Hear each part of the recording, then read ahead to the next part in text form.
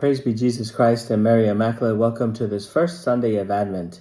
For this first Sunday of Advent, the liturgy invites us into a sacred space of waiting and hope through the Gospel of Luke that's going to accompany us in this new liturgical year.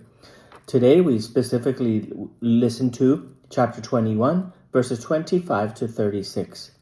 This passage contains Jesus' final major discourse, where he responds to the disciples' questions after predicting the destruction of the temple in Jerusalem.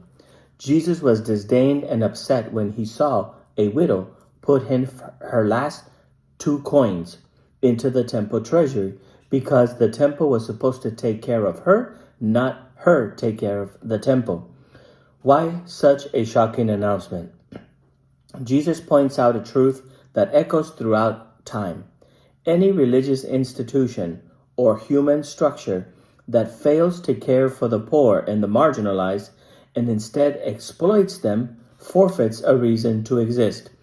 Any religious or civil institution that lives off of the poor should not exist.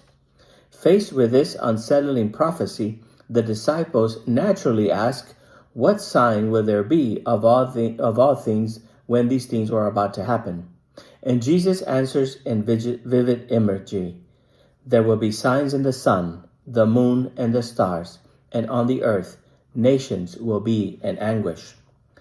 But pay attention, this isn't meant to incite fear. Jesus uses a prophetic language speaking of the arrival of the day of the Lord. Jesus is saying, yes, these things may happen, but you are not left alone. God is on his way to rescue us, to save us. This day is not one of doom, but of renewal. God breaking through human history in bringing life and hope. However, Jesus acknowledges that people will tremble in fear because what seems eternal, empires, institutions, or worldly powers, religious powers, will collapse. Yet, Jesus reminds his followers of a profound spiritual truth. Nothing built on exploitation or self-interest can endure, but the kingdom of God is founded on love. It will prevail. Jesus offers reassurance. When these things begin to take place, stand up and lift up your heads, because your redemption is drawing near. This is not a time to put your head down in fear. This is a time of putting your head up because God is on his way. This is a message of hope, not despair.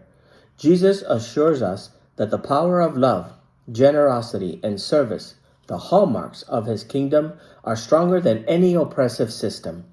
No matter how dark the world may seem, the light of Christ will never be extinguished. But Jesus also gives a loving caution.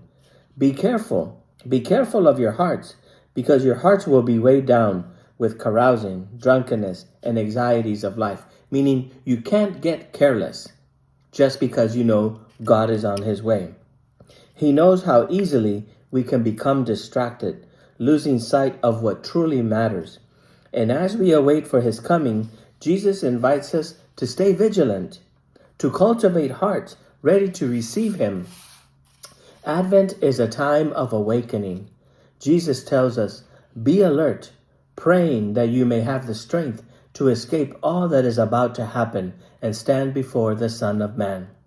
This is not a warning, my friends. This is an invitation to align our lives with the gospel, to become lights in darkness, to become good news in the midst of sadness. This Advent, let us embrace the call to stand tall, to lift our heads in hope, and to prepare our hearts to welcome Christ. The journey may not be always easy, but the light of Christ is coming, and it will dispel every shadow of death. Let us live as children of that light, bearing witness to the love that transforms the world. I leave you with a question to reflect on. As we begin this Advent season, what distractions or anxieties weigh your heart? How can you lift up your head to focus on the hope in the light of Christ amidst everything that is happening to us? God bless you.